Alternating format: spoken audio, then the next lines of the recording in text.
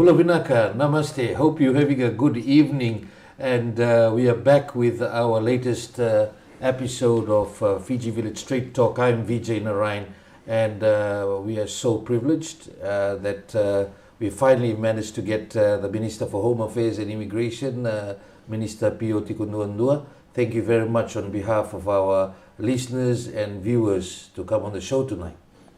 Yeah, Bulavinaka Vijay, and a very warm welcome to all of our people that are tuning in to this episode of Straight Talk, and I thank you for the opportunity to to meet with you and to relate to the issue of the topic that we'll be discussing tonight. Looking forward to some straight talking tonight. You're dealing with a lot of thorny issues, I would say. The country, a lot of questions have come through, and I'll try my very best to ensure that I ask your questions and issues that matter. I'd like to make it clear in relation to permits and residency issues. I've given it to the Minister's officer to deal with that, and of course that cannot be addressed on a person-by-person basis. That it will take a lot of time, and of course the Minister has to look into the specific issues, which will be done by his office, as that has been handed to the office already. Now, we also like to say that we have an in-depth section on our website, Fiji Village, titled Ministry of Home Affairs, Talanoa session on illicit drugs and substance use disorders in Fiji. Urge you to check that out. There's some video sessions from there where a lot of discussions took place before the counter-narcotic strategy was put forward to Cabinet. A lot of details there, on the ground situations, and a lot of stakeholders talking, so that in-depth report with the videos of the sessions at FNU a few weeks ago, you can check that out. The drug Talanoa session was done at FNU. We now have a counter-narcotic strategy and a Fiji Counter-Narcotics Bureau approved by Cabinet.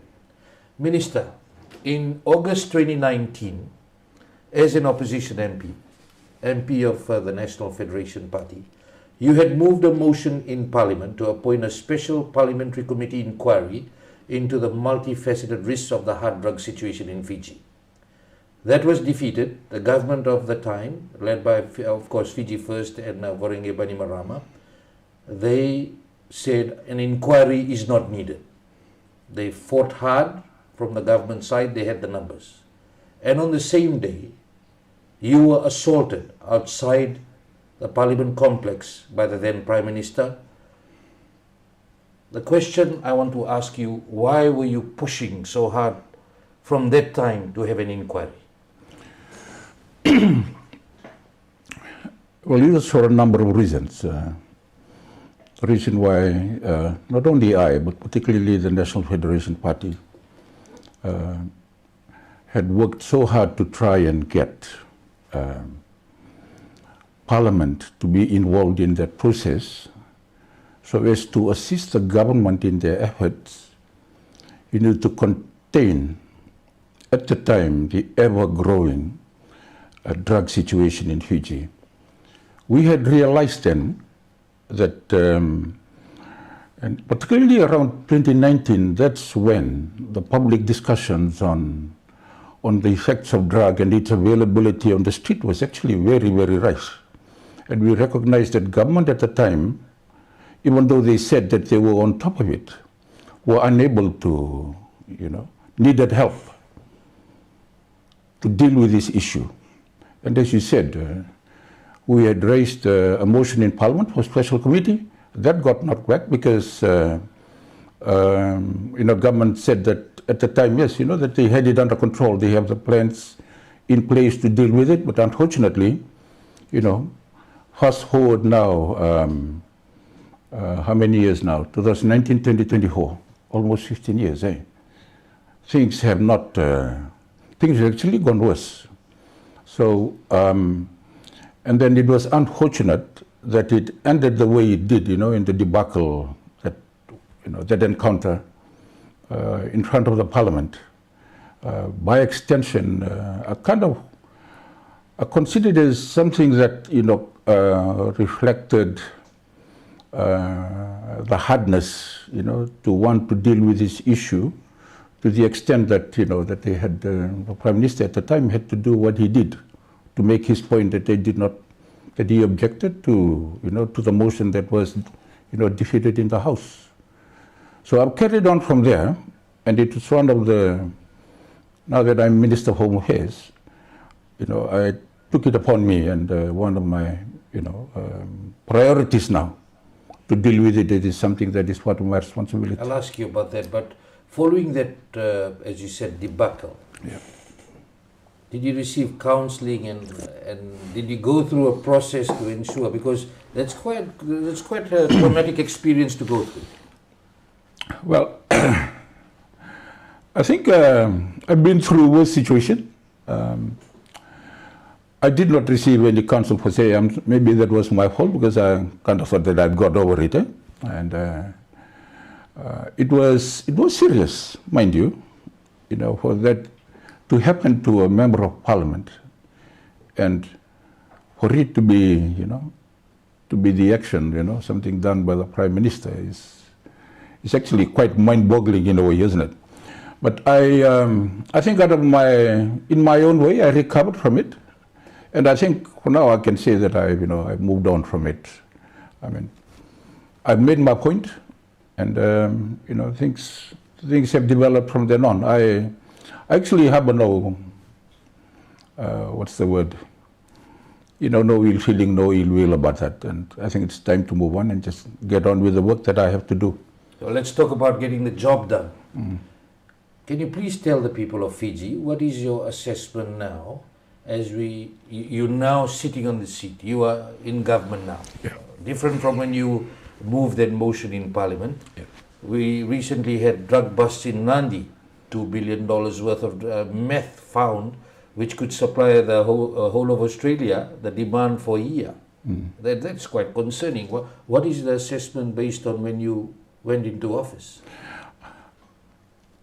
I think everyone will agree, and I am I'm in no position to deny that Fiji, has a serious drug problem. And this problem, as we discussed earlier, this, had been discovered a long, long way back. Since 2019, we started to raise this issue, as I had alluded to earlier. And that problem, and you speak about the discovery of that almost 5 tons of methamphetamine in Nandi, reflects, in a very bad way, on our people, on our community, in terms of the nature of the problem that we have. I acknowledge that, and acknowledging the problem is perhaps a more important part, and that's the first thing that I have admitted. I must say that, the fact that we've opened up, free media, free discussions on this issue, for a very long time, we are now able to talk about this issue that we have freely, to be able to come together as a nation to look for a solution. And government, is taking the lead on this, in many ways. So, it's big, but it is something that we can still, manage or, eradicate if we can. How did we get here, based on your assessment? Well, I said in the in that meeting we had in the Synod at FNU. So history is not only a study of the past, it's an explanation of the present. These things did not happen overnight. It is now here, it's worse than before, but it is something that we can still, manage as a community, as a nation together. There's some that said last year, and you hit back quite strongly, that under the coalition government, this has come to this level. No, I must say that's not true. This is something that has been developing for a long time, and I can take us far back to 2019, we recognized the need that government was in no position to deal with it by themselves. The motion in Parliament was to assist government, allow Parliament to help government in the effort to fight the drug issue. So 2019 to now, there's hardly been any, as far as I'm concerned, apart from what we hear about police arrest and all of that, there has not been a true reflection of our drug problem. Only now when we are freely and openly talking about it, and we are encouraging people to talk about it, because without realizing this issue, we will not be able to solve it, that we finally come to comprehend, the extent of the issue that we have, the problem that we face as a nation that's affecting our people. Do you believe we have more drugs out there? Of course, we're talking about the almost 5 tons discovered in Nandi. Do you believe we have more drugs out there in Fiji that is being shipped in and out of the country? There has been discoveries in the past about, methamphetamine ice being produced here locally. There have been busts. There's evidence on the street that our people are being affected by it. You watch it on the social media, people using it, openly. You can hear people talking about it. And there's evidence out there that is actually worse than what it was in 2019. So obviously it has grown. For 5 tons of meth to land on our shore, that is talking a lot about our inability to be able to stop it getting here. And by the time it was discovered, part of it has already been opened up and it's already out there on the street. They don't know exactly how much it is, but there are empty cases of drugs that, cases of what people believe to have been contained with drugs. So to not acknowledge that there is a great supply of drug out there, I think is a denial. And that is important for us to understand, that there is this urgency to do something about it. Involvement of some pharmacies has been raised. What is being done to get to the bottom of this? Well, I think everyone is aware of the famous pharmacist or the pharmacist business that is the owner of which is now, in New Zealand and is now in prison in New Zealand. Yeah, there's concerns. I'm not a pharmacist myself, but we need to come down harder, particularly this realization about that components of drugs that are sold in our pharmacies, can be combined to create this thing. So, if it's happened in New Zealand and a Fijian has been prosecuted for it, convicted for it, what are then we are completely vulnerable to that here as well. So, yeah, it's interesting if you read the court rulings, that sentencing from the Auckland court about how the ingredients were being transshipped and moving from Fiji even. Issues been raised about Sudafedrine, one of the ingredients, which is still legal in Fiji. We've asked the questions of Health Minister on when will be the push to make it illegal. Why is it still legal? Yes. We realize that is one element, to create, illicit drugs.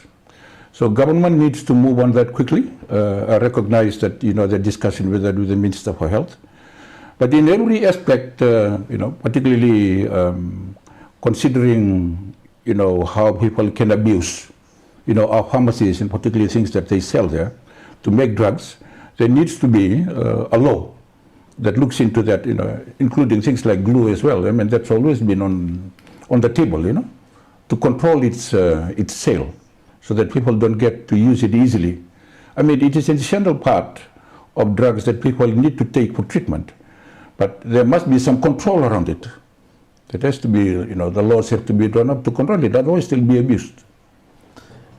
Issues about supply reduction. It is a big issue. Yeah. What is your strategy to deal with supply reduction? Well, it's the issue of prevention. A lot of the drugs we get, yes, there's been discoveries locally. We know that from police reports, there's been arrest of people that produce it locally in their homes. There's been mentions of nightclub.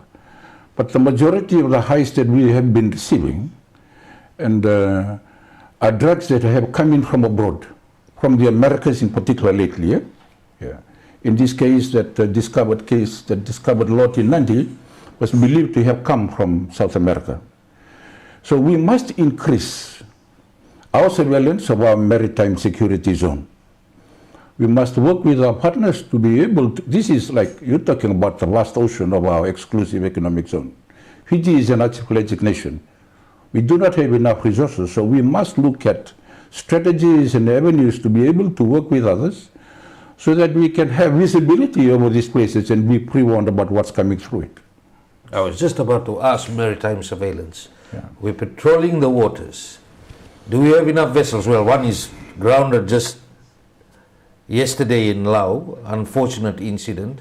We'll talk about that, but do we have enough vessels? No, the short answer is no. We're talking to the Navy. At the moment we are reliant on our partners to give us the boats that we have, the patrol boats that we need for patrolling and also for hydrography. Unfortunately, these platforms cost a lot of money to be able to acquire. Some of these platforms have limited capabilities. We would like to have those that are slightly bigger. And I would like to say that we are embarking on a plan to be able to acquire more, through our partners, Australia in particular, who have, the Navy has identified these certain vessels that can last out longer in the water, stay out longer and do more work in the water. And also, to enhance the technologies to be able to reach out further from the boats in terms of, observations, use of satellites, drones and all that, to be able to, to cover those areas that they will not be able to reach all the time by boat. Now, Australia is our neighbor. This is destined for Australia. Shouldn't it be time we ask Australia, you need to do more? Yes, we are asking them to do more. We're asking them to do more than they are currently doing. We appreciate everything that they are doing for us. I know we are not the only nation in the Pacific that's encountering this problem or faces the same risks that we have. But I think there's a call out there, asking for Australia to do their best, probably do more. Not only Australia, New Zealand and, with the Americans, the Americans as well. Yeah, the US. So a lot of the traffic that passes on for their trade comes through, the Pacific. And we've highlighted this in big conferences everywhere, particularly the use of the Blue Pacific, for the economic growth of all these other bigger countries, in Asia and in the Pacific and the Americas. Surely, we will appreciate any extra help that we can get, to monitor our oceans and our maritime security. Well, there needs to be more done. You're saying we're in a crisis situation, and I know we've got Vuvale and Duavata and other partnerships going on, and of course the US and others. There needs to be more done, because if you don't cut out the supply, you can have a police reset, the drugs will still be coming. Yes, I think we are partnering in many other areas other than just physical presence in the sea. I think we're sharing information in a big way, about how we can, about possible threats that are emanating over the horizon. Mind you, with the use of Interpol, the Australian Federal Police and other security agencies, this particular ship that came with that consignment, we've been able to track that for from as far as when it was coming from South America. So this is only because we have this partnership that we have with our international law enforcement agencies. The sharing of information is important because you can only have so many boats, Vijay. But if you know where to go and what to target, and then that's actually the more important thing to acquire. So we invest also in sharing information, and this is one major area where we are concentrating our effort, in the area of intelligence building that allow us to be ready to react to it in time. Which has been a major success as well in recent times. Yes, I mean that the case in Nandi in particular is a reflection of that. Yeah. Now tell us about RFNS Bournemouth. There's a lot of claims there, including Anything could have happened to the vessel, but what is going on? I do not want to speculate. I think we all understand the state of the ship right now. It's actually, it's run aground on a reef around Ongea. The cause of that is going to be the subject of an inquiry that is going to follow. I have already initiated, that process to start. It is a routine, it is something that the RFMF would do, and in the Navy in particular, on this matter. So we will know then. I do not want to speculate. The reality of what it is right now, the priority, and I'm glad that all the ship's complement are safe, and our main effort now is to salvage the ship, repair it, and bring it back to use. You do not know the extent of the damage? Right now we don't, but I think the experts are coming through to come and ascertain that for us. I would rather wait for that before we make it public. You're watching Fiji Village Straight Talk. I'm Vijay Narayan. We'll be back after this break.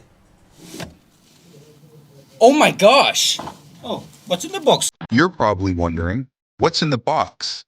Well, if you must know, it's actually me. Before you call the police, I'm actually an app. The all-new Fiji Village app. Here's an update. See what I did there?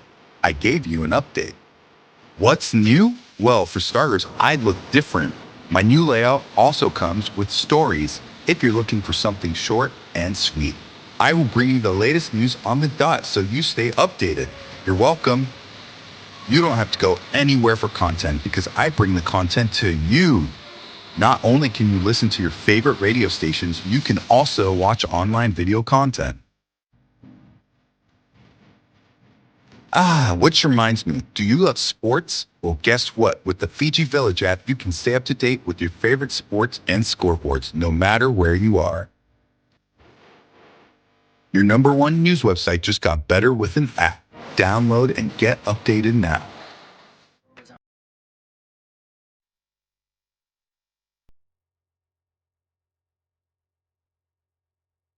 Oh yes.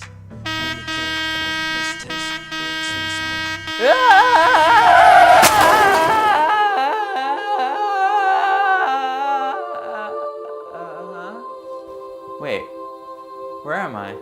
Oh, you died, bro. I'm dead? But why? Gordy, that's what happens when you change your playlist when you're driving? Crashed. What? No, this can't be happening. I had so much left to do in life. All I do is stare at my phone because I'm Gen Z and we're all anti-social. Oh, and I wish I did so poor guy. much. But by the way, do you guys have Wi-Fi up here? This is why you should have listened to F96 Drive. Shouldn't let them play that music. And you just drive. No! I can't believe this is happening. It was When you're done, yeah? car and I didn't have How a is car. that way, yeah? Wait, what?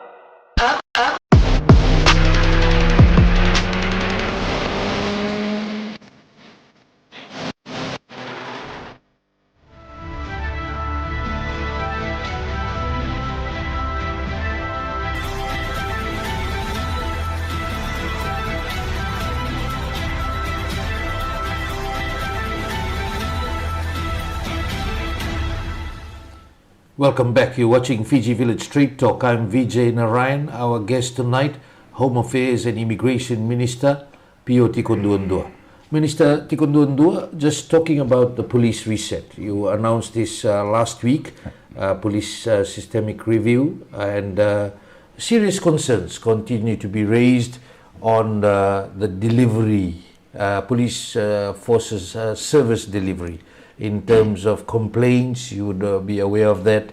In terms of dirty cops, some of the police officers making the whole force look bad in what they're doing. In terms of lack of confidence in contacting the police and action not being taken. And also in terms of comments that, and I'm just joining everything what people have said, concerns been raised on some police officers even allegedly assisting drug dealers and no action being taken. Can you tell the people of Fiji, what are you doing to change this? Yeah, thank you, Vijay. Let me say, I want to use this opportunity also to thank the police force for the great work that they have done. Like every organization, there is always a weakness to it. The more important part is how to make it better. And the police, the Fiji police force is a service. It is there for a reason, a role under the Constitution, and they are there specifically for the safety, okay, for the safety and the security of all of our community. That is like, you know, the most essential part of police work. And, you know, and it is upon the police to maintain the highest level of integrity and professionalism. This is the bit that is in question. The professionalism and the integrity of the whole force because of the actions or inactions of some of its members. And the concern, you know, and I hear the same concerns as well, and people have been taken to task because the police, some of the police have become, you know, become part of the problem themselves. People call them dirty cops, you know, bad apples, whatever names you want to give them. Okay. So at the heart of this, what it has caused really is the force, the people have questioned the integrity of the force, and therefore in that regard, confidence and trust in that institution has become questionable. This is supposed to be an institution that should be there to protect the people, not to be there as part of the problem of the people. Now, just like as we talked about the narcotics and drugs, admitting that there is a problem is the first step. And then highlighting it and having a healthy discussion around it. Thus the need to do something about it. Something extraordinary. Something out of what is the routine and normal police work. What is the internal processes that are right now, which people are questioning. So thus the police research has been the area. If you will recall, you know, I talked about Restore Blue at the very beginning of my term, 18 months ago. So Restore Blue has a meaning. Blue is the traditional police color. To restore blue means the blueness of the horse has been questioned, you know, and has been, you know, the subject of a lot of debate. We want to restore, restoring blue, the professionalism of the horse, so as to bring back the trust and the confidence of our people in a force that is supposed to be in existence to look after them. A lot has been said about, as we're saying, that the police force is doing a lot of work. Yeah. You have an acting commissioner at the moment. The question is coming up in relation to why a need for a counter-narcotics bureau that is independent. Yes, that's a very good question, Vijay, and I thank you for that question. That's exactly the reason, part of the reason, because of the loss of trust and confidence, you know, in the horse generally, you know. It's not all bad, but this is kind of the gentle brush across the horse and the seriousness of the narcotics issue. Government and cabinet has found it essential to have a dedicated arm of the of the nation, looking specifically at narcotics, the anti-narcotics effort of government. Specifically for narcotics, you can liken it to, you know, the Department of, you know, DEA in the US. There are other examples of it in other jurisdictions. Because drug is such an eminent thing, you want to have a dedicated, you know, a dedicated office, a dedicated department, a dedicated force, if you want to call it, to deal with it specifically other than anything else. So it is not done, this is not being done, you know, to undermine the police. No, this is done really to complement the work of the police, to bring, you know, to have a dedicated work. Because the police have generally, in terms of law enforcement, have a whole lot of other things to do. But this is specifically to do with drugs. So that's the reason why we have established, people have asked me, and I said there is a need for it. So what will be the work of the Bureau? The work of the Bureau, you know, there's a whole range of strategies that, because the Bureau's work really is based upon the narcotic strategy. The 7 elements of it, the 7 strategies. So, demand reduction is a big one, okay, which is like controlling the availability, of substance. Trying to reduce, supply reduction, okay, and harm reduction. Legal reform is a big one. So the Narcotic Bureau has to come up with that, It also needs to look at data collection, analysis, and information sharing. Because this is a whole of government, whole of nation thing. I thank you for that, Fiji Village, for that initiative of FNU. It brought the manure, the load to academia and everything under one roof, into one room, and then for the 2 days, just talk about drugs. So we need to share this information so that everybody in their own right, in the work that they do, needs to deal with it. So, of course, one of the things that we want to do is to establish the narcotics court. Deal with it decisively, justice, And obviously, as the last part of the strategic area is partnership, coordinating. Talked about that a little bit, about what we did at FNU, and of course with our international partners that I had alluded to earlier. So these are some of the major areas where the Narcotic Bureau is going to do its work. So enforcement, particularly in the area of, supply reduction. A lot of the enforcement work is going to go there. Now, we're following on the experiences of other jurisdictions. We have to write up the laws to make sure that we give this authority proper powers to be able to deal with this decisively, particularly with the current drug situation that we have, And if you are able to control the supply coming into Fiji, I'm sure that will be a good start. Who's expected to head it? At the moment, we are looking at someone from abroad, someone who has an experience in this field in particular, but we're also insisting that there needs to be a local understudy that works with it, perhaps a deputy. And who will this person report to, or these people? Well, these people, they will be, they report to the ministry, they report to the Ministry of Home Affairs, as it were. There is an establishment for it. I can discuss those, at a later point, but, it's right there. The strategy is already there. It talks a little bit about, how the organization is going to be led and managed. Definitely you need money for this. Is been allocated in the budget? Yes, that is right. I'm looking forward to that. There is a significant amount of money to kick it off. And then we have, of course, our partners who will help us to do it. The Counter Narcotics Bureau, with the work that's happening, a lot of questions came through, is what is being done about the people, these people are saying, that they're concerned they have given tips about drug dealers where they selling drugs, tip-offs have been given, but it seems like when the raids are conducted, the dealers know beforehand that the raids will be done. So I know you are setting up a bureau, but the current system is people are contacting police and now they're losing confidence in the system. Yeah. And they're saying that how can that be safeguarded for now? I think the police over this short while have come a long way, Vijay. And I'm glad that has happened. If you look at, it's a good story or a bad story. It's talking about this increase,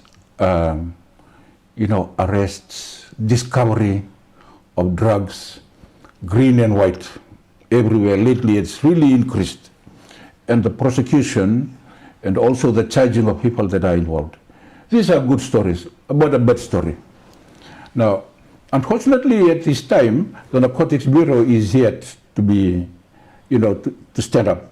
The strategy is there, the money is going to come. We're going to, get it formed, there's a steering committee. The Narcotics Bureau, reports to the National Security Council. And there is of course, the whole of government committee, which is called the Counter Narcotics Committee, is where all this reporting comes through of all the pillars that and the strategies that I've alluded to earlier. But for now, the police has got that responsibility right now. One of the, well, there are many issues. I cannot just list it because they are almost like too many. But intelligence is a big thing. And the Narcotics Bureau is going to strengthen its intelligence gathering, its intelligence protection, and decisively acting on those, sharing of that information. Remember, the police are also part of the Narcotics Bureau. They still have a role to play. They still have a role to play. So they will still investigate and take charges? Yes, absolutely. So we are putting together the Narcotics Bureau with all its powers. You know, remember I talked about the Narcotics Court. That is where it will go, but we share information with every other agencies, including police. And at the moment, it's the police that we have. The police that we have to deal with it. Despite all of our concerns, I think the police are doing their level best, despite all the limitation, and it has really, unfortunately, affected morale, particularly the morale of the good people. And their work, has been left sort of uncomplimented in a way, because the story for the rotten apples has really dominated the space in our media and our discussion. So, but I would like to, implore upon the people not to give up on the police. We're here with a plan to help them, particularly in dealing with this drugs issue and all other police-related matters. We say have to continue to do until we have this counter-narcotics framework and the Bureau up and running. And there's a complaints mechanism that goes directly to the Acting Commissioner of Police. We will also try to get the Acting Commissioner of Police on the show to ensure that he speaks directly to you in relation to what's happening as these new strategies are rolled out. How will you ensure that the Bureau remains independent and does not bend to any political pressure or other issues? Eventually, the Bureau is going to report to the National Security Council, which is a political body, chaired by the Prime Ministers and members of the Security Council, who are Minister, the Minister for Economy, the Minister for Home Affairs, and also it's got the commander of the RFMF and also the Commissioner of Police. But there is a steering committee which reports to the National Security Council, and that is the steering committee comprises of permanent secretaries, and below them we have the senior officials, these are the senior narcotics committees, and this comprises all of the government departments that are involved, including civil society. This is one important element. It is not only going to be government. Civil society is going to be represented in these committees, particularly in addressing, the areas of harm reduction, demand, supply, and but there are specific work only like in the legal areas. Government, particularly enforcement and prosecution, are the work of government. But for the major part, in terms of trying to reduce supply, relating to the people, coming up with solutions, in this Narcotic Bureau, the community will be involved. How soon is this coming into effect? You've already said we're in a crisis situation. Yes. Well, Cabinet has endorsed it. The funds are coming through. My team, are going out to search for the leader. The boss of the Narcotics Bureau, that's going to come from outside, identifying the person that will lead it here. We are going to transfer the Narcotics Bureau from the police as the first elements of this group. So that begins the whole process. We have to find an office for them. That is something that we're working at right now. And we're working with the partners to really set it up quickly, particularly in the areas where they can, get the low-hanging fruits right away. But building capacity, remember, this is not something that's not going to go away. That's not going to go away like tomorrow. We have to build it properly. It's important. Okay? It's important that this thing is sustainable going into the future. So we want to make sure, whilst it is quite urgent, we want to build it up well so that it lasts in the long term. When will the new police commissioner be appointed? I have asked the Constitutional Officers I know you Commission. know the point. It's Yes. Constitutional I Officers really Commission hope soon. recommend. I hope soon. I have been assured today by the Attorney General that they are following the process to get one appointed. And I've asked for the post to be advertised already. I know there are many people who want to apply for the post, and so I encourage, those who feel that they have the, what it takes to be the Commissioner of Police today is to apply for the job. Based on your assessment, there's a lot of thoughts going on here, and we did touch on you will be doing, as part of the police reset, the Australian Federal Police will be working with the Fiji Police Force. What Yes. kind of work will be done by Australian Federal Police in the reset? Right. I just wanted to, maybe share some insights, Vijay, at this time, particularly the announcement that I made on the reset. Because the reset comes in government's recognition of the safety and the security of our community, okay, which is the utmost importance, and born out of that, it is essential to that our police forces operate with the high standards of professionalism and integrity. So we recognize there is a problem now. We want to become better, so we need help. And in this case, we have reached out to the Government of Australia to be able to help us. And we talk about the reset as a theme. So, some of the key areas of the reset I want to share with you, including, a new overarching strategy about the police. Okay, identifying key priorities and core values that are essential for creating a high-performing police force. That's one of the big ones. Secondly, what we will do is we will rewrite the MOU with the Australian Federal Police, with the Australian government. One was signed in 2022. This one is going to reflect our new partnership, greater partnership in this area, really to build on, police professionalism in many ways. So we talk about embedding. There will be a number of police officers, determining on the need of the Fiji Police Force, that we will be embedding experts from Australia to help their counterparts here in the different areas. So we're looking at areas of operations, plans, intelligence, human resource.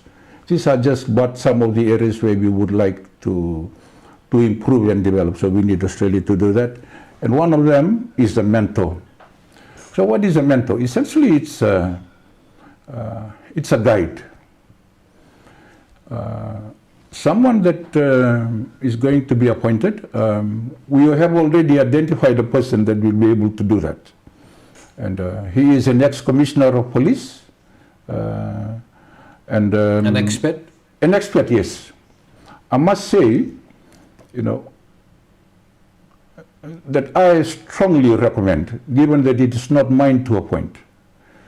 But I have not been quiet about it, I'm quite vocal about it, that I prefer, my recommendation is that it would be a Fijian.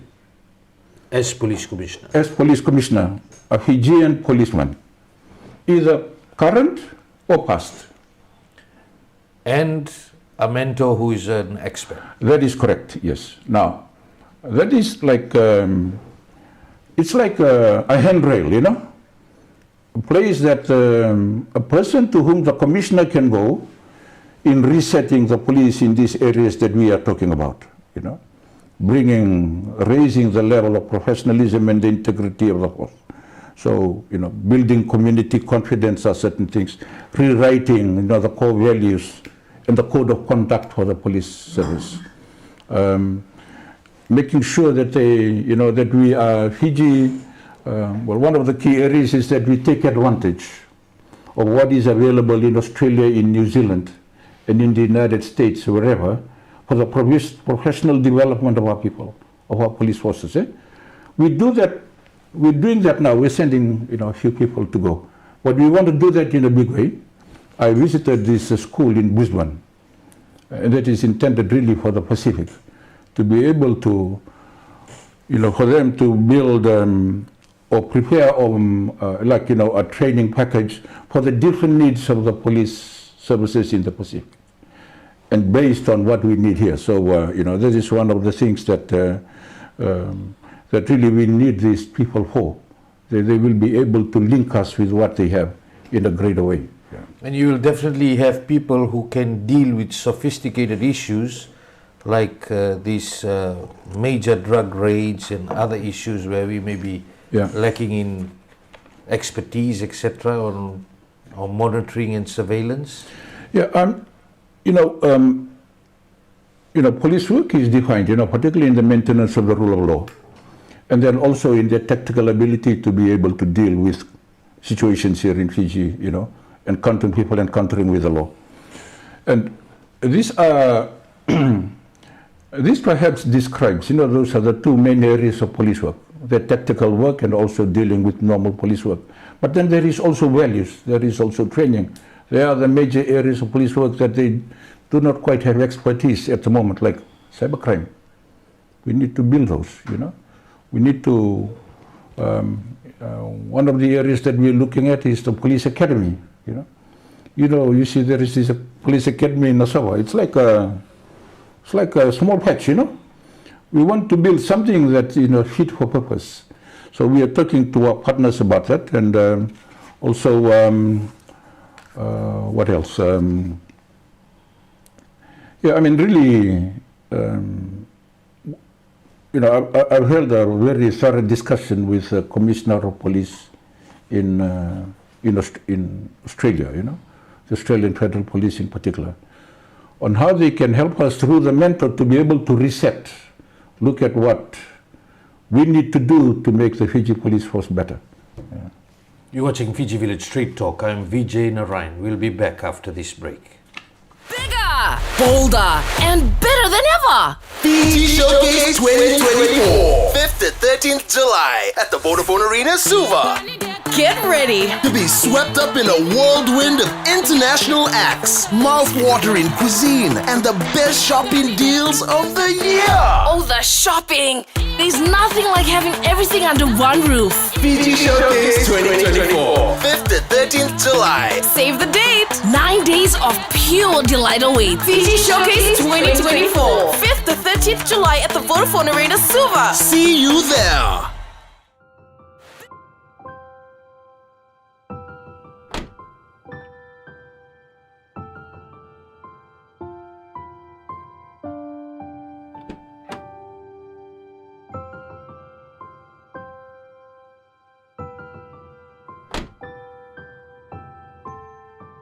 Breakfast with Budana Penny and Tifa. Good yanders. It's 21 past 7 and it's Turned Up Tuesday. Turn Woo, up. woo. Good yanders. Let's go. Hey. Hi. We just wanted to take this moment to say a big binakabakalibu for making us the #1 radio station in Fiji. Your sport means the world to us. Thank you for listening in day after day. I like listening to Breakfast on FM 96. I love all the songs that they play, and FM 96 is one. We love FM 96. FM 96. Our number one. One thing that draws me to FM 96 is that the content is relatable.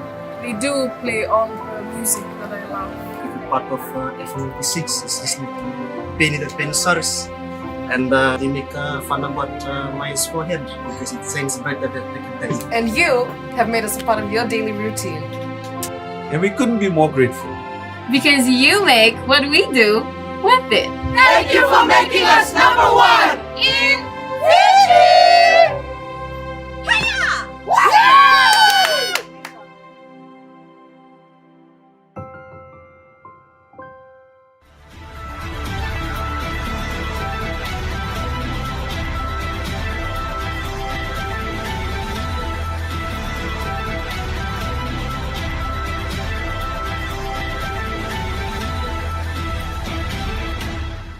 Welcome back. You're watching Fiji Village Street Talk. I'm Vijay Narayan. Our guest tonight, the Minister for Home Affairs and Immigration, Mr. Pio Tikoduadua. Let's talk about harm reduction.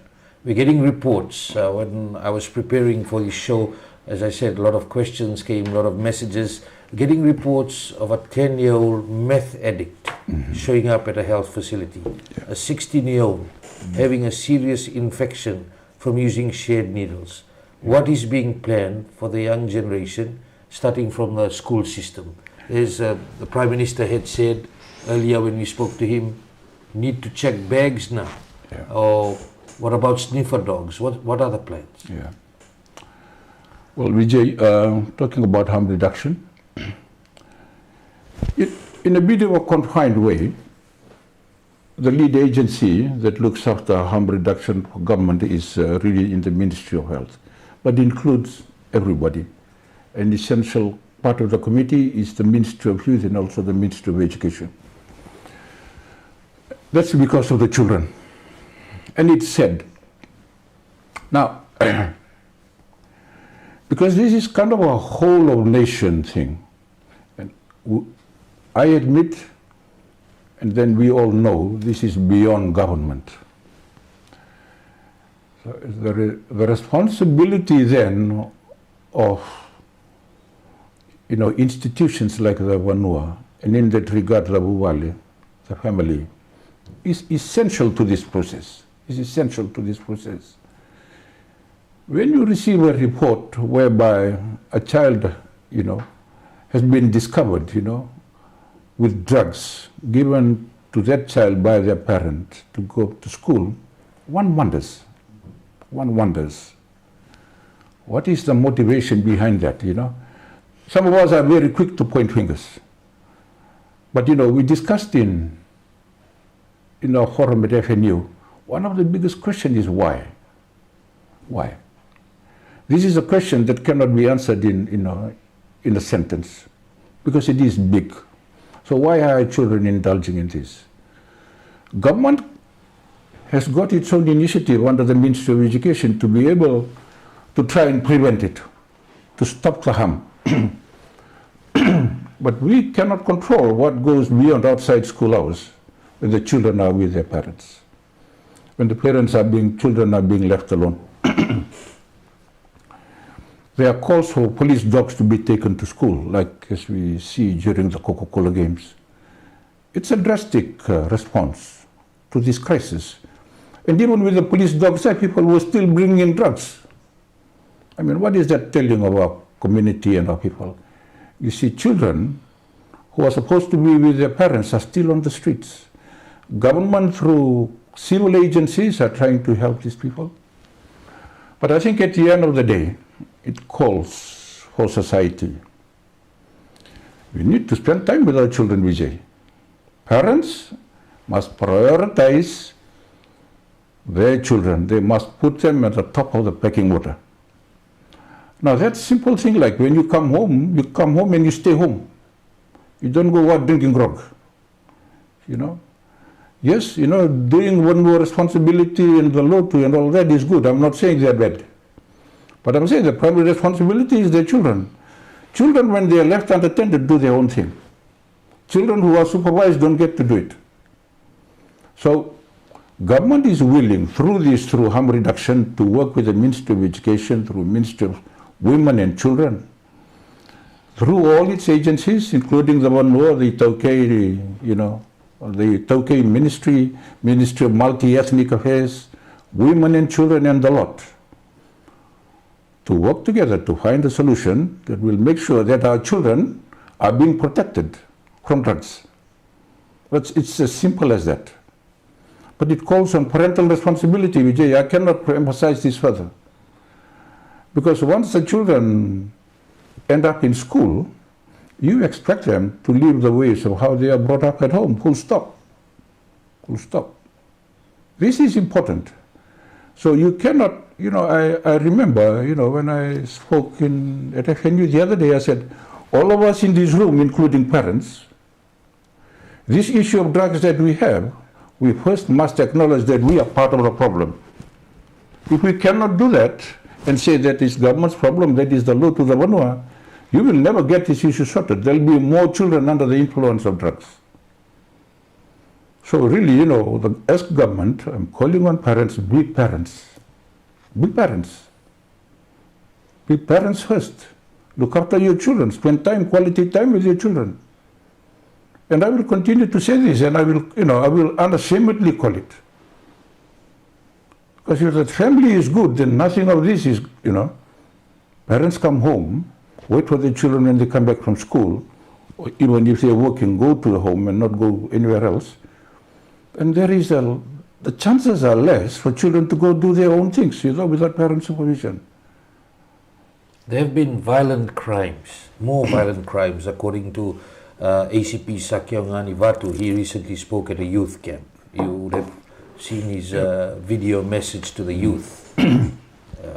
Some increased reports of some men high on drugs raping their own mothers and sisters. Taxi driver allegedly involved in drug dealing gone wrong, getting murdered.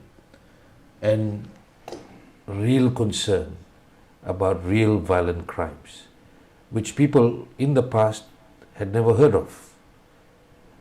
What is being done? What's the strategy to tackle these kind of issues? Because you just talked about family, where the values are totally getting abolished. Yeah.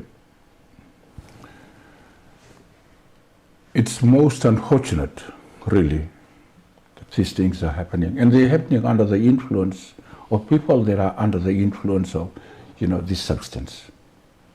They're not, I can say they're not themselves when they do it. Because,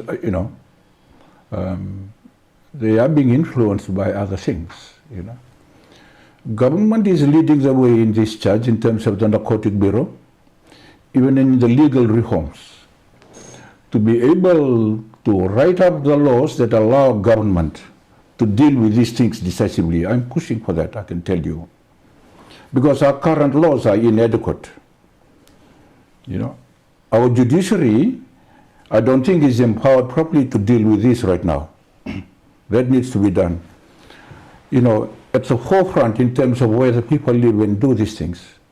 The enforcement about, drug consumption and drug use must be seen to be, must be done so that people know this is what we are doing with it. But we can only act within the law.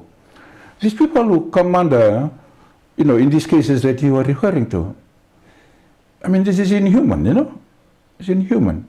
But the human element has completely gone out. Why? Because it's being induced by something else. But, we hope in this proposed narcotics framework, particularly in the harm reduction and demand reduction area, that we will be able to work together to reduce the harm. And then for those that are affected, I'm glad in this budget coming up, there is this great talk about the rehabilitation center. We can look after these people here, They've done, these are really serious crimes. Government is committed to deal with it. But, it's a process that we have to take, even though the demand is urgent. The need is urgent. But, what can you say? This has been neglected for a very, very long time, 2019. And I don't want to continue to go back on that. But we want to, we're trying to find this, in as many ways possible, help from partners to be able to allow us to reduce the risks that allow for these things to happen. And one of them is setting up this narcotic framework and then finding the right laws to be able to deal with this kind of people. St. Giles Hospital has seen a marked increase. That's the only hospital that's dealing with the drug-related cases. Marked increase this year, and mainly hard drug-related cases, including addiction. What is being done about this? I know as part of the strategy this has to be addressed, as when the medical superintendent spoke at the symposium, he said even nurses, he has 85 nurses at the hospital, he needs about 200 because it's a specialized facility and there's security issues, etc. I'm just concerned that we currently do not have, like at St. Giles Hospital, everything that they need, and we're talking about a drug rehab center. How will that be facilitated if the Ministry of Health is struggling with its current facilities? Vijay, like St. Giles is not, it was never cut for as a rehab center. It's actually, it's a special psychiatric hospital, for people who need attention in that area. And that is not, drug-induced patients patients who go there that are affected by drugs is not what St. Giles is established for.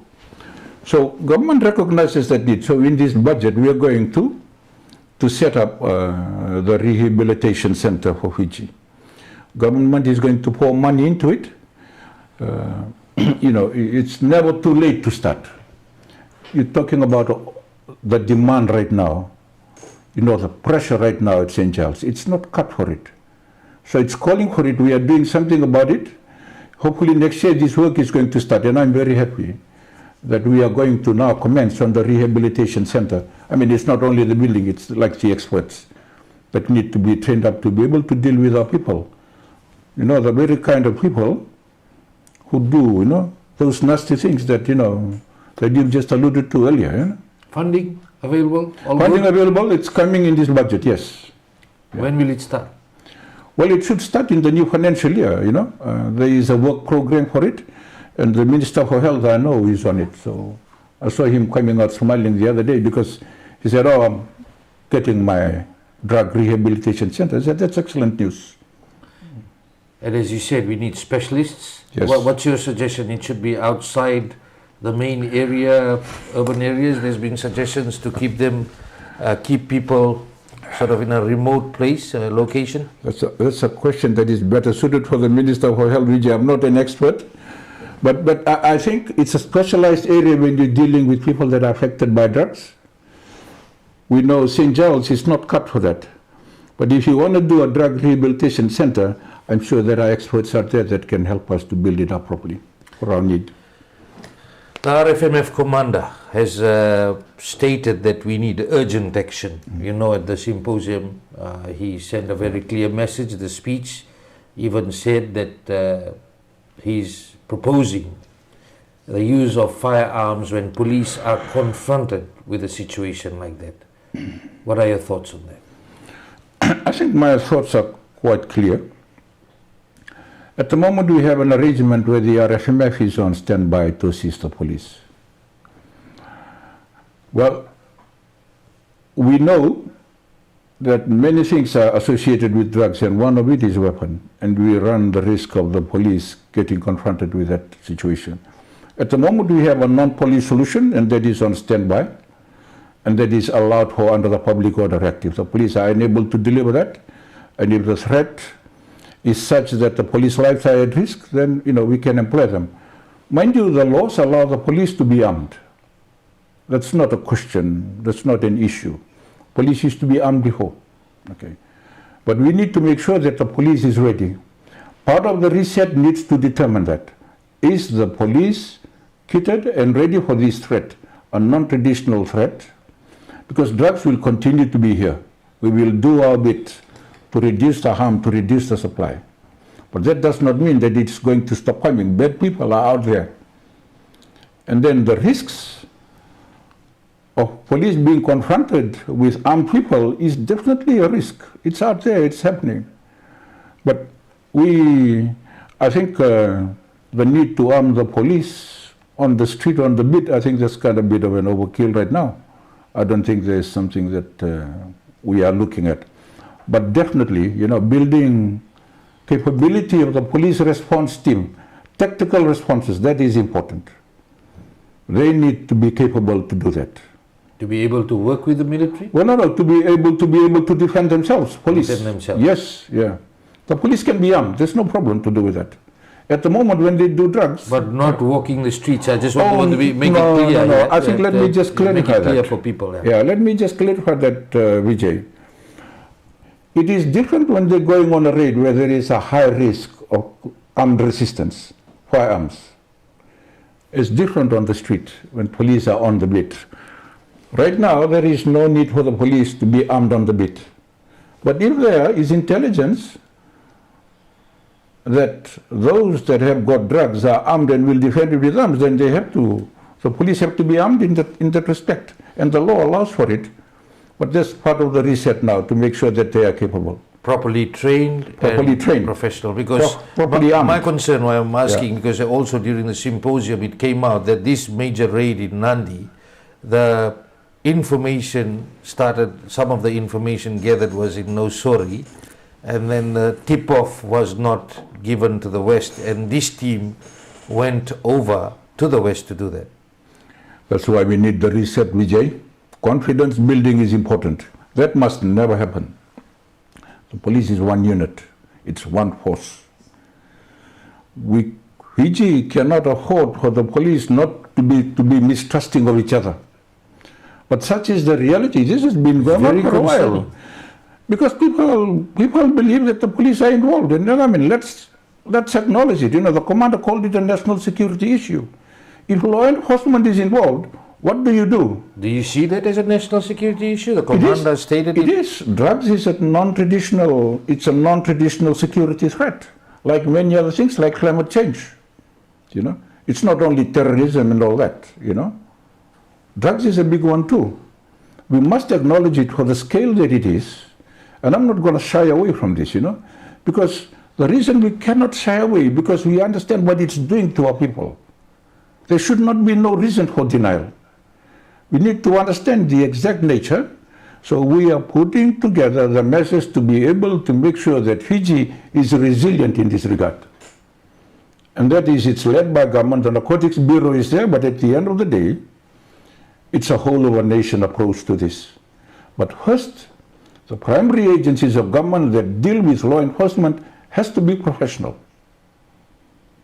That's why this reset is important. You know, the force is there to protect the people. And really, I do not expect any resistance in that regard, because we all understand, you know, we all understand that we all need help, including the Fiji police. It's not something to demonize them with, no. It's not. It's like anything, you know. When we recognize we have an issue, we must all come together to fix it. Fiji is a small place. We're all one community. Everyone is almost like related to each other. So it's up to us to fix this problem. So as government, because it owns the police, it needs to do this. It is professional, it is uplifting, it is going to look after our police in their welfare, it looks after their equipment, their work, their families, to be able to allow them to do this, their police work properly, to look after everybody. And at the end of the day, to make sure that they are not corrupt. The systems are in place to make sure that ethos and values, the core values of the force, are maintained. The code of conduct, you know. Minister Tikoduadua, the other issue is in relation to awareness. Massive awareness campaigns about the harmful effects of drugs, what it can do to you, because hardly any of that, as you said, about from 2019 onwards, massive campaigns did not happen because it wasn't seen as a major crisis situation, a national security situation. Well, I think they denied it at that time. Yeah, I mean, like, you know, denial. 2019 was a denial. It was a denial. They denied the truth that we had a problem. 2019, you know, was it 2019? 2019. Yeah, 2019. It's 5 years ago. You know, it's grown out of proportion. It's because of denial. There's no discussion. People are not talking about it. You know, this is supposed to be a government domain, a police domain. People would rather gossip about it around the Talanoa, people, you know, in whispers. But now we have a situation with the free media. People are coming out, talking about this. Eventually, you know, their eyes are open, you know.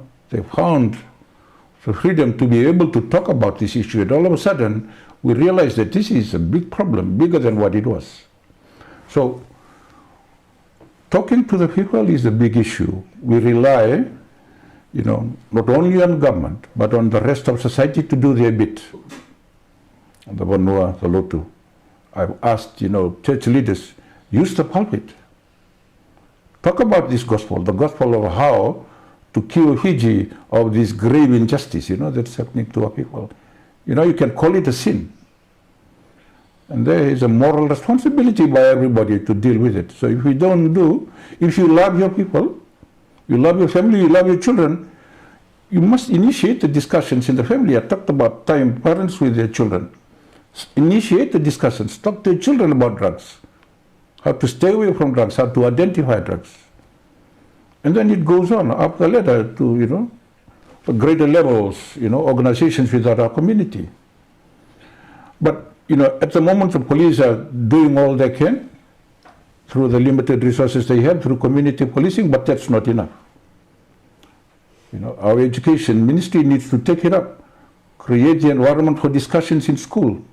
The youth have to talk about it. Everywhere. We need to talk about solutions. Government is originating these solutions, but how do we protect our children in our villages, in our communities? That's up to the community to do it. It's not only the responsibility of government. Minister, you were talking directly to the people out there. What's your final comment in relation to coordinating a response where it's not just about, as you said, government, it's about people, everyone out there. It's about partnerships, it's about coordination, even international cooperation in relation to everything you are doing.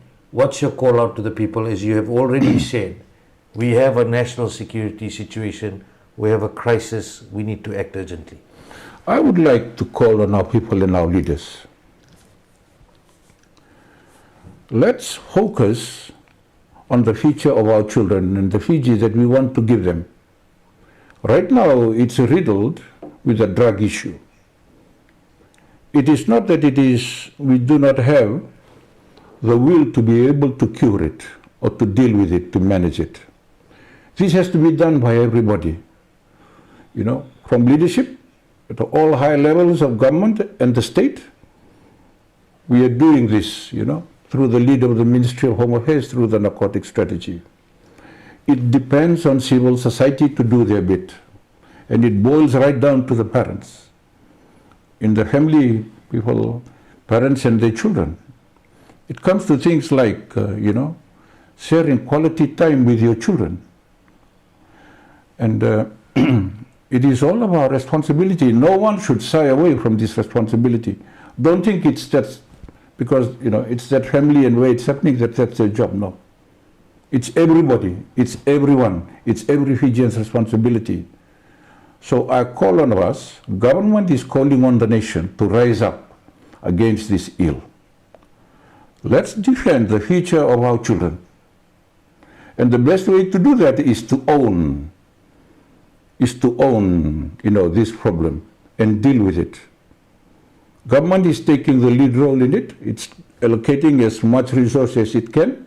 It's allocating responsibilities across the government ministries to take their own, initiatives around these areas. But we depend on civil society. We depend on the Vanua. We depend on the LUT. Civil society organizations to also do their bit. And, if I may just end, for us that are parents, let's be parents. Let's be parents. Parents is not something you can outsource.